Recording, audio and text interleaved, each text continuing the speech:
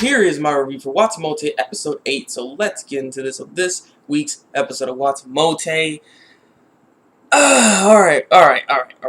Now, with this episode here, I can't even give it a rating because the thing with this episode, I don't know how I feel about this episode. I don't know if I like it or I dislike it, because the thing here is I don't remember laughing in this episode. I didn't even laugh. Most of the time, I was just like, no, Tomoko, stop. Tomoko, stop. Like, there was even a moment where I literally just had to stop the video for a sec, because I'm just like, are you serious? Like, you're just gonna crush your cousin's dreams like that right in front of you because you're begging on the ground.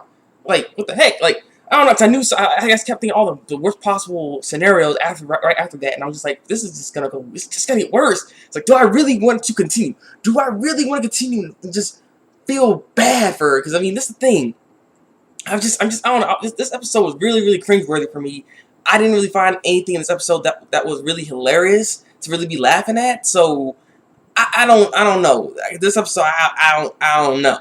So what was really going on is Tomoko's cousin, I guess Kei-chan, she was coming over, and so the thing is, they always share like little stories and stuff like that. Freaking Tomoko acting like she had a boyfriend the last time she came over and stuff, and they did things and he wouldn't get off of her and blah blah blah. Like, she has this big old lie and stuff. And so the thing is, she's like, well, I gotta make sure I appeal to her, because now she's not like a little elementary school student anymore. She's gonna be in middle school and everything. So she's a little older, so she should know some stuff. And so she wanted to try to impress her in a sense. And so she wanted to look more hippie, I guess you can really call it, for the most part. And so she ends up going to the store trying to get some new clothes, and it doesn't quite look right. And then she's like, well, I can maybe get some hickeys on me and stuff. And so she ends up trying to give herself some hickeys.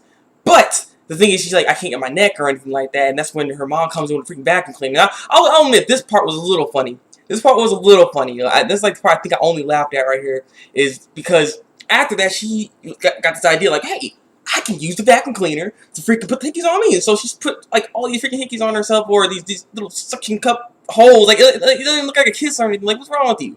But after she did that, her mom came in and she's like, what happened to you? What are you doing? Did you use the freaking vacuum cleaner on yourself? You always do dumb decisions. Like, what is wrong with you? And I'm just like, whoa, like, your mom's like really getting mad at her. And then the thing is, freaking Tomoko's like, you don't talk to me like that. And then that's when she's like, get out of here. Put a long shirt on. Like, put a long shirt on. Get out of here. like, there we go. Like, okay, you just got slapped. Like, that part was actually a little funny, because I didn't actually expect Tomoko to just lash out at her mother like that all of a sudden, just start talking big. Like she's somebody, you know? Your mom had to freaking take down a peg or two. So I was like, alrighty then. It's interesting. And so the thing is, she comes over, then they end up going to the library, and the thing is, we end up meeting with that kid again, that kid that gave Tomoko that umbrella at that time, you know, when it was raining and everything. You actually meet him again. I was like, oh crap, he's a reoccurring character. He actually came back. I was surprised. So I thought the characters there, like in the episodes, they never come back afterwards.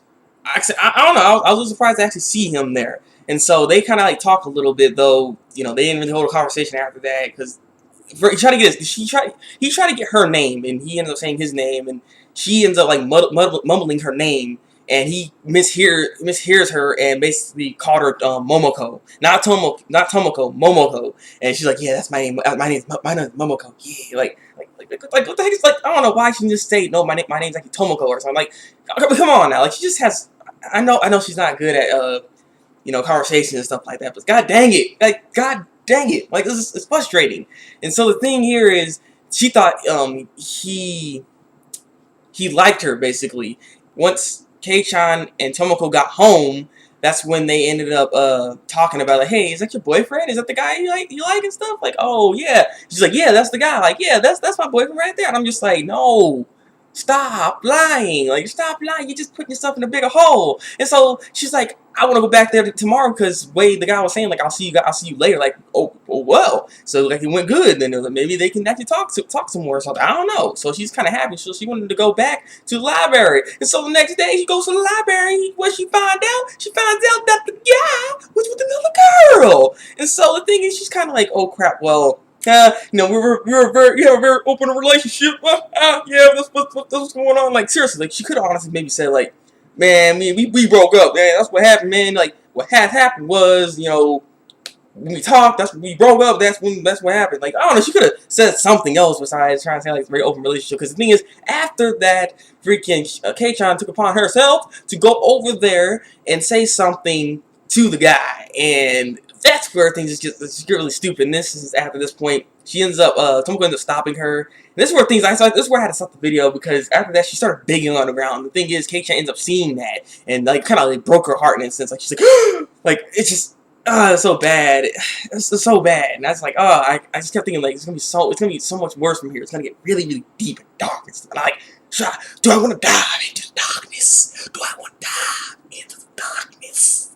Darkness. But yeah. So the thing is, she kind of like jumps back up. She's not as depressed as I thought she was. And then the day after that, they end up going to this dueling area because the thing is, Tomoko wanted to basically show off with to K-chan basically. She basically is the master duelist. She is the queen of the dueling network. Like she's all going up in there. She's like long sleeves and putting her gloves on. Like she's a beast, and she's trying to look for the best challenger in the place at the moment. There's this kid right now. He's pretty good, and so she's like, all right, let's go. And so they started doing this stuff, and then the thing is, it kind of was bringing hope back to K-chan. It's bringing hope back to her heart, into her brain. And the thing is, this is when Tomoko kind of breaks it because she ends up cheating to win. She cheats to win a kid's cards game. And then right there it's like just crushed her. And she's like, what the heck? Like, oh, come on. Like, seriously. But come to find out in this episode, it seems like the thing is, K-chan is trying to just be nice to her to maybe uplift, like make Tomoko happy. Basically, that's what it is. She's putting on an act. Basically, K-chan is basically putting on an act for Tomoko, so she can feel better about herself. I guess. Like she pities Tomoko, and that's where I was just like, God dang. You know, it's like, God dang, like even she pities you, like come on, like this is what I'm saying. Like I want Tomoko to get better, but it's like this show, I know it's not going to get to that point. It's like it's never like there is going to be no progression for her.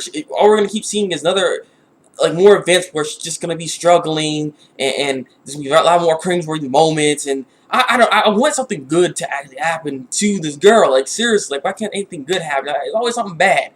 I mean, that's what the show is supposed to be portraying, but at the same time, it's just. I don't know. I like progression in shows and stuff like that. So when I'm watching this, I want her to get better at something. You know, like I don't know. It's just it's frustrating when I see her just always getting looked down upon or just being in this worst situation. She always does the worst possible freaking choice. Like I don't know why she does it like all the time. I don't know. It's sometimes frustrating when I watch this show, and that's why I guess evokes quite a bit of emotion from me because I just want her to do better. Like seriously, that's why I don't know how to really rate this episode because it was interesting, but I don't know. It's like a love-hate thing going on right now. But yeah, I guess I'm done here. I do look forward to seeing what the next episode holds. Hopefully it can be a little bit funnier because like I said, this episode wasn't as funny, at least in my opinion. But I'm curious what y'all think. Leave it down below in the comment section. Like this review and subscribe to my channel if you want to see some more. If you want to see some more Watamote reviews, God freaking dang it. So yeah, I'm done. This has been Thabreakmaster, and until then, break out.